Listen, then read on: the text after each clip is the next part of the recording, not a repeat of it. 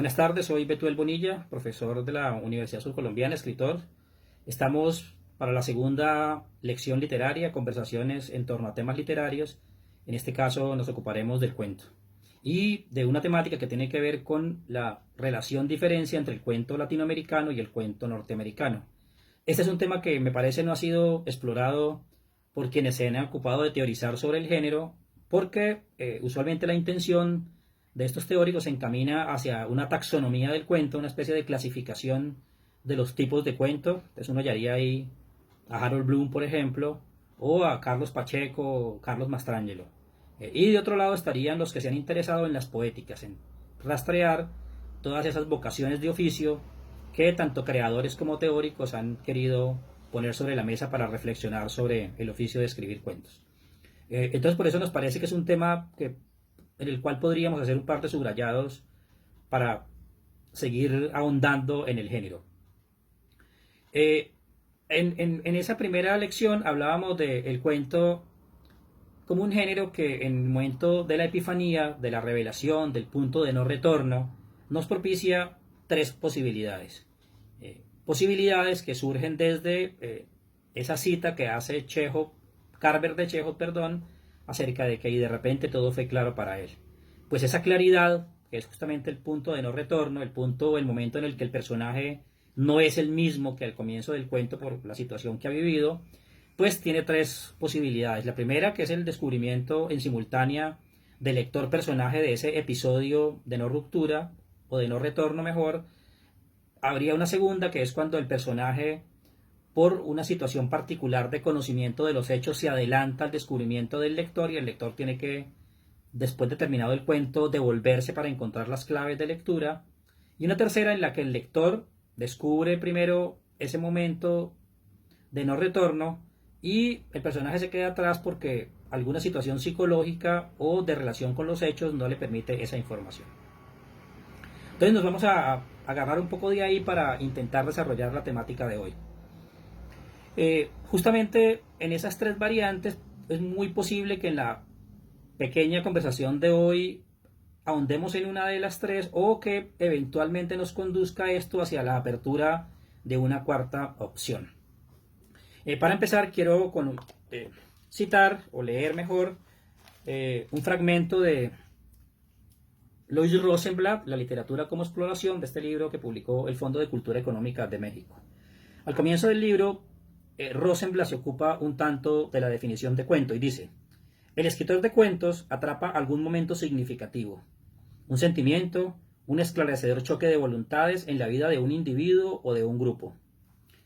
En ese énfasis que pone Rosenblatt en el choque de voluntades podría estar como la línea que nos conduzca hacia sentar una diferencia entre la cuentística latinoamericana y la norteamericana, entendiendo que estamos hablando de las generalidades. Probablemente y siempre existirán textualidades, tipos que transgreden esta norma, que no es, insisto, una norma general, pero sí es una tendencia muy clara de este par de literaturas que, insisto, probablemente no han llevado a quienes se ocupan del género de hacer un rastreo acerca de estas especificidades de una y otra.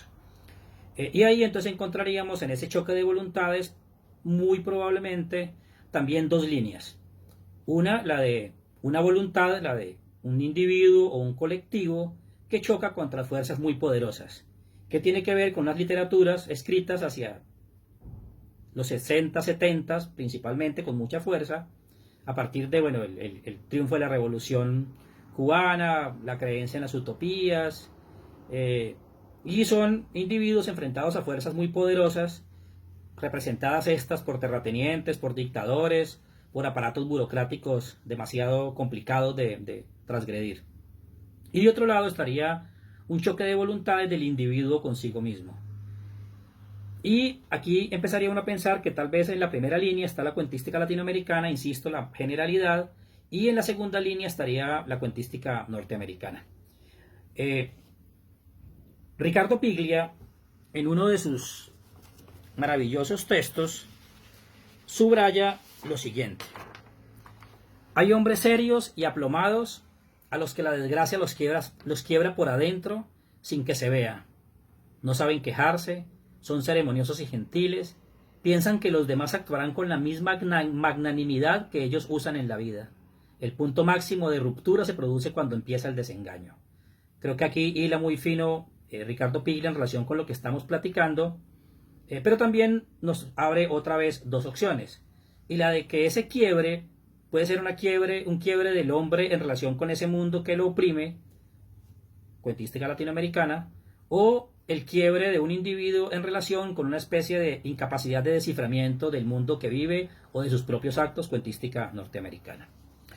Voy a ir tal vez de uno a otro tipo y empezamos entonces con la cuentística latinoamericana.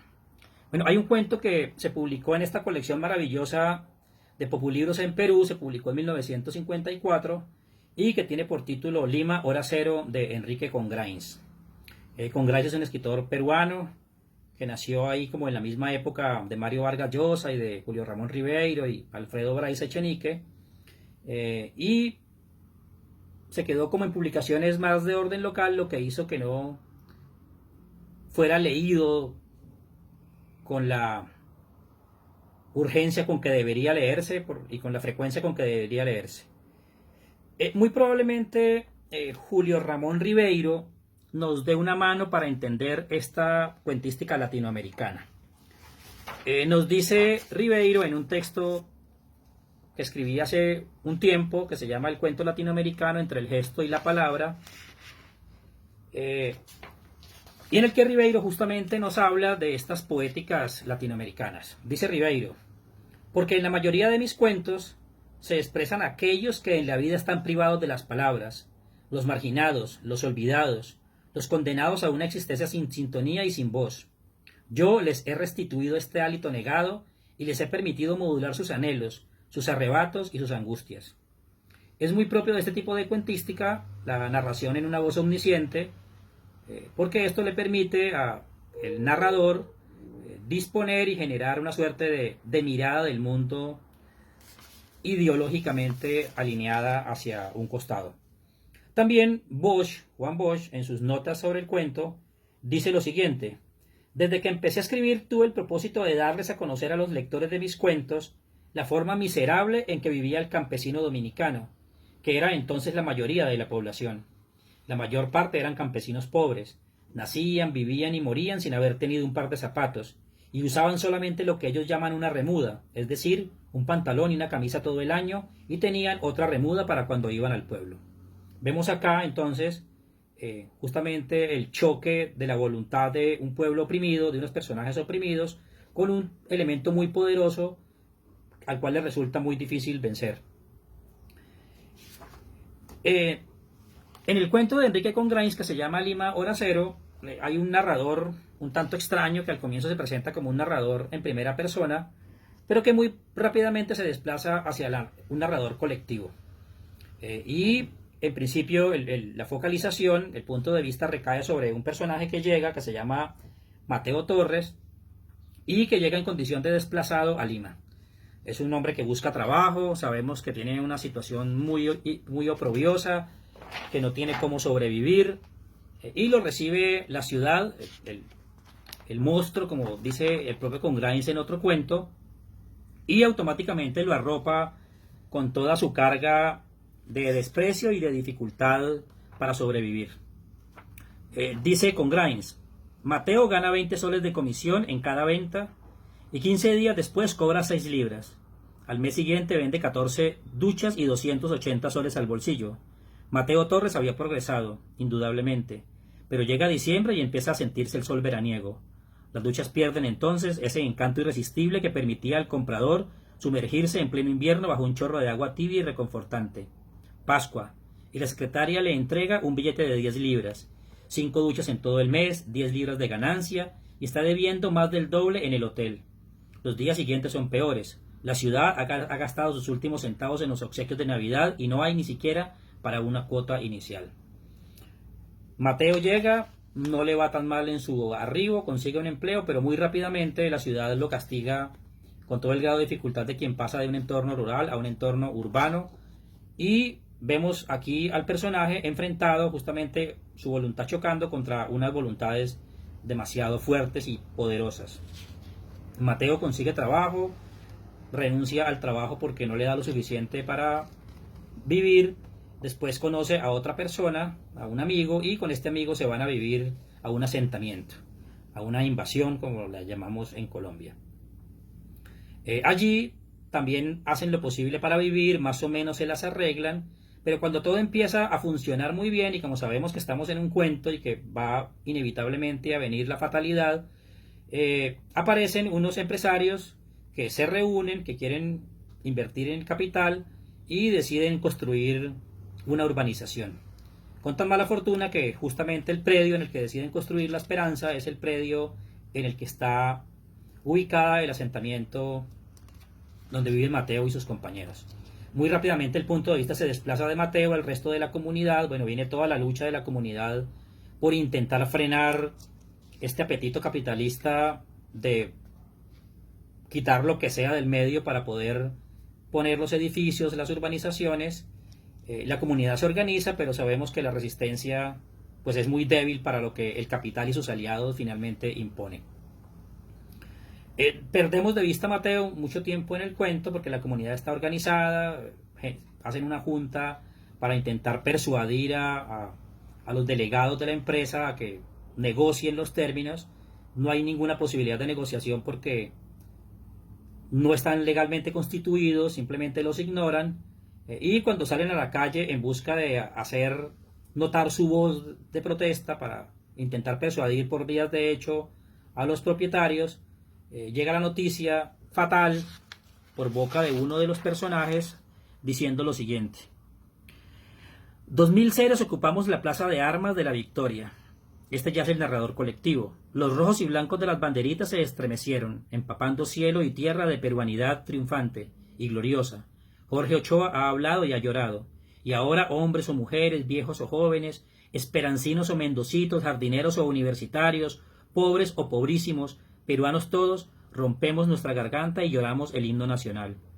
Pero un grito angustioso y agónico ha interrumpido nuestros pechos. Un hombre, un muchacho, mejor dicho, corriendo ha llegado hasta nosotros y ha pronunciado esto únicamente: el Caterpillar, y Mateo Torres ha muerto en nuestros brazos.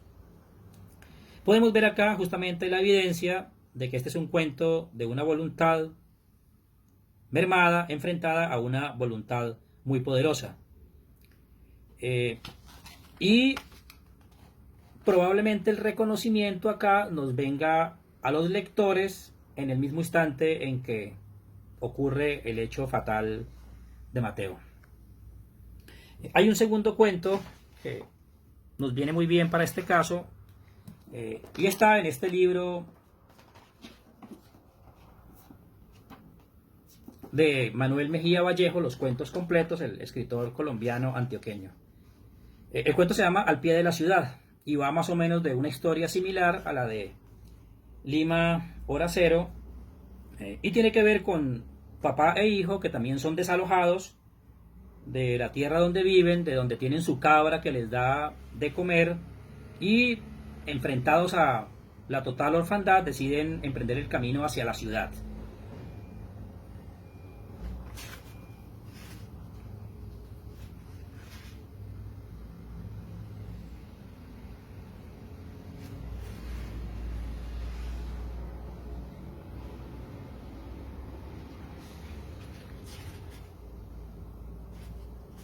La entrada a la ciudad es terriblemente tormentosa porque la cabra es atropellada y uno lo que entiende al final es que deben conducirla hacia la carnicería, vender lo que queda porque ha quedado muy maltrecha, y automáticamente quedan como es que somos muy pobres de Rulfo, en la total orfandad.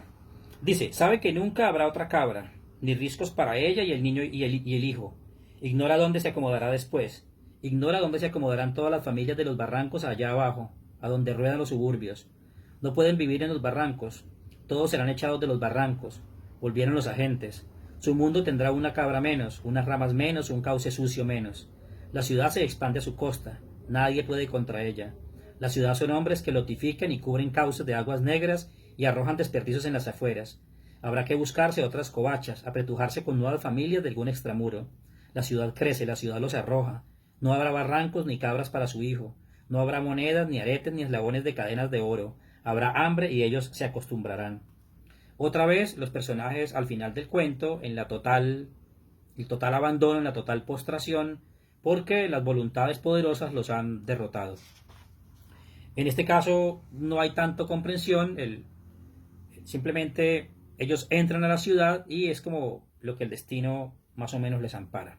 Es decir, lo que nos viene quedando claro de esta primera línea del cuento latinoamericano es que es una cuentística basada sobre todo en hechos. Sabemos que si algo nos vincula, dice Raúl Bueno, como latinoamericanos, es la certeza de unas problemáticas comunes que más allá de la lengua, más allá de los rasgos culturales, pues unifican un territorio. Y esto hace que para el cuento latinoamericano los sucesos, los hechos, sean muy importantes. Es decir, nosotros cuando escribimos nos ocupamos de situaciones en las que los personajes están enfrentados problemáticamente con un entorno terriblemente atroz. Y esto se explica, pues por supuesto, en tanto es el nivel desde el cual se escribe. El escritor latinoamericano vive en esas realidades y desde allí crea sus imaginarios. Algo distinto sucede, bueno, en esa misma línea entonces podríamos decir, está Juan Bosch, está Julio Ramón Ribeiro, algunos de los cuentos de Ribeiro, están los cuentos de Augusto Roa Bastos, por ejemplo, que exactamente caben dentro de esta línea de análisis. El cuento norteamericano, y uno pensaría que las evidencias que voy a mostrar son del 19, comienzos del 20, pero también en las antologías recientes del cuento norteamericano, la que hizo por ejemplo Merino de Habrá una vez, también es más o menos palpable este tipo de comportamientos. Aquí ya el interés no va hacia los hechos, a los sucesos de orden social, sino que se encamina hacia el descubrimiento de una personalidad un poco extraña. Esto implica que las decisiones que se toman desde el punto de vista técnico cambian drásticamente. Es decir, ese narrador omnisciente no sirve porque genera una mirada demasiado ideologizada, decía hace un instante, y entonces, para el caso de las dos evidencias que voy a presentar, se apela a un narrador que se reconoce en términos coloquiales como narrador testigo, o desde el enfoque narratológico de Genet con los subrayados del profesor Eduardo Serrano, como un narrador de orden homodiegético con características paradiegéticas. Es decir, un narrador que participa en los hechos, pero que no lo tiene a él como protagonista, sino a otra persona. Para verificar esto, vamos en principio a leer un par de fragmentos de este cuento maravilloso de Herman Melville, que es Bartleby el escribiente, para justamente poner el énfasis en la presencia de ese narrador testigo. Soy un hombre de cierta edad. En los últimos 30 años, mis actividades me han puesto en íntimo contacto con un gremio interesante y hasta singular, del cual, entiendo, nada se ha escrito hasta ahora. El de los amanuenses o copistas judiciales. He conocido a muchos, profesional y particularmente, y podría referir diversas historias que harían sonreír a los señores benévolos y llorar a las almas sentimentales.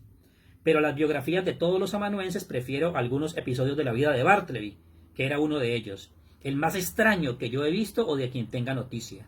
De otros copistas yo podría escribir biografías completas. Nada semejante puede hacerse con Bartleby. No hay material suficiente para una plena y satisfactoria biografía de este hombre. Es una pérdida irreparable para la literatura. Bartleby era uno de esos seres de quienes nada es indagable, salvo en las fuentes originales, en este caso exiguas. De Bartleby no sé otra cosa que la que vieron mis asombrados ojos, salvo un nebuloso rumor que figurará en el epílogo. En adelante, el narrador nos cuenta la vida de Bartleby, una vida insólita, atípica, que ha dado lugar a los escritores del no, dice Enrique Vila Matas, es decir, una saga de escritores que prefirieron escribir una obra y quedarse allí. Pues Bartleby, me imagino que ya es un cuento que la mayoría ha leído, no se es descrito por este narrador testigo, que es el jefe que hace una convocatoria a la cual aplica un muchacho llamado Bartleby, que llega en el papel de escribiente, que se comporta más o menos bien en los primeros días y que luego, ante un llamado del jefe, decide simplemente no hacerlo. Y esa rareza de un tipo que en una sociedad profundamente activa como la norteamericana preferiría no hacerlo, que es su respuesta a cualquier petición que le haga el jefe y en adelante cualquier petición que le hagan sus compañeros y la sociedad, pues raya un poco con el exabrupto. Bartleby es un tipo extraño, insólito. Aquí no tenemos grandes problemas sociales, tenemos simplemente un personaje desconcertante en una sociedad que se ocupa de este tipo de personajes porque probablemente el foco de interés en los problemas sociales esté menos marcado, en tanto tienen satisfechas necesidades que en América Latina no están cubiertas, y por eso la cuentística de este país se desplaza hacia allí. Insisto, es la generalidad. Uno podría evidenciarlo también con cuentos como Una rosa para Emily de Faulkner, en donde toda la mirada, otra vez desde una voz colectiva, testigo, está puesta en el desciframiento del carácter de esta señora tan profundamente atípica para la época en la que vivió, que es Miss Emily. También lo podría uno verificar en cuentos como La balada del café triste, algunos la sitúan como novela, de Carson McCullers, en donde también todo el poder reside en este enano exótico protagonista del texto. De igual manera está este rasgo en Catherine Ann Porter, en Flannery O'Connor, en algunos cuentos de Cheever, en algunos cuentos de Carver. Es decir, esta rareza, esta incapacidad de descifrar un individuo que se sale de los rasgos comunes de la sociedad es muy propia de esta cuentística. Para el caso colombiano, tal vez el escritor que más se alineó con este tipo de cuentística fue Tomás González con los cuentos del Rey del Honca Monca, que nos presenta unos personajes tipo bastante excéntricos y que también se sale más o menos del molde de la cotidianidad. Entonces, bueno, Bartleby al final muere, y lo que tenemos es el profundo desconcierto, pero embargado de una admiración enorme del narrador testigo por este personaje que es capaz de transgredir toda esa sociedad que lo rodea, que lo vincula y que de alguna manera también lo oprime, pero en otra dirección. Melville también tiene otro cuento que se llama El vendedor de pararrayos, que también más o menos incurre en la misma situación. Y una segunda evidencia la encontramos en Sherwood Anderson, en los cuentos reunidos, en donde tenemos un cuento impresionante que se llama La historia del hombre. Empieza ese cuento diciendo: durante su juicio por asesinato y luego, después de que le hubieran absuelto gracias a la declaración de aquel extraño tipejo pequeño, calmo y de manos nerviosas, le observé fascinado por el modo en que continuamente se esforzaba en hacer que algo se entendiera. Tenía un interés persistente en algo que no tenía nada que ver con sus cargos por el asesinato de una mujer. Al parecer, la cuestión de si efectivamente y según qué procedimientos legales iba a ser condenado y colgado del cuello hasta la muerte o no, no le interesaba. La ley era algo ajeno a su vida y rechazaba haber tenido nada que ver con el asesinato como quien rechaza un cigarrillo. Se lo agradezco, pero actualmente no fumo. He apostado con un compañero que puedo pasarme un mes sin fumar. Eso es lo que quiero decir. Era increíble. Si realmente hubiera sido culpable e intentara salvar el pellejo, no habría podido adoptar una estrategia mejor. ¿Ya me entienden? Al principio todos pensábamos que él era el asesino y queríamos que le condenaran, pero luego, y solo a causa de ese magnífico aire de indiferencia, todo el mundo empezó a desear que se salvara. Cuando llegó la noticia de la confesión del pequeño tramoyista, la gente estalló en vítores. Es increíble, es un hombre al que van a condenar, el que acaba de cometer un hecho que para nosotros no tendría ninguna explicación desde la sensibilidad humana, y sin embargo los que están en el estrado, entre esos el narrador testigo, otra vez una primera persona que está presenciando la extrañeza, porque el extraño no es consciente de la extrañeza. Al extraño lo ven extraño los demás, porque es alguien que se sale del panorama cotidiano, que es también más o menos lo que le ocurre al señor Meursault en El extranjero. El hombre, que se llama Edgar Wilson, llega a Chicago con una mujer a la que conquista de una manera asombrosa. Simplemente va a la casa, se presenta, y la mujer va, coge sus cosas y se va con él apenas conociéndose. Es decir, el poder de hechizo, este tipo lo tenía con todo lo que tocaba. Van a Chicago, viven, ella es realmente la que trabaja en teatro. El hombre genera unas rutinas bastante extrañas, simplemente da vueltas alrededor de una silla, y esto lo dice otro personaje, una mujer bajita que vive en la misma pensión, que se asoma por la hendidura de la puerta y que se admira de ver a este tipo que no hace nada, pero que le produce un particular asombro y una particular admiración.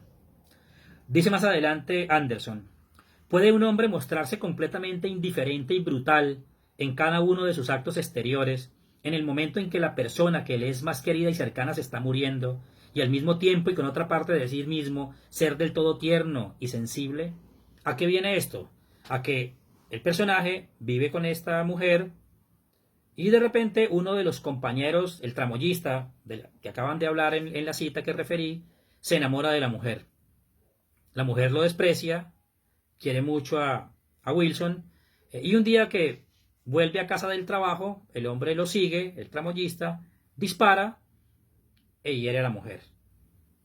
Contrario a lo que uno pensaría, Wilson se queda absolutamente impávido, no reacciona, la mujer empieza a desfallecer, sangra, y el tipo sigue caminando con ella de la mano como si no hubiese ocurrido nada. Llegan a la casa, la mujer muere en el quicio de la puerta, ya Wilson ha entrado en la casa, y no sé si me resulte fácil ubicar la otra cita.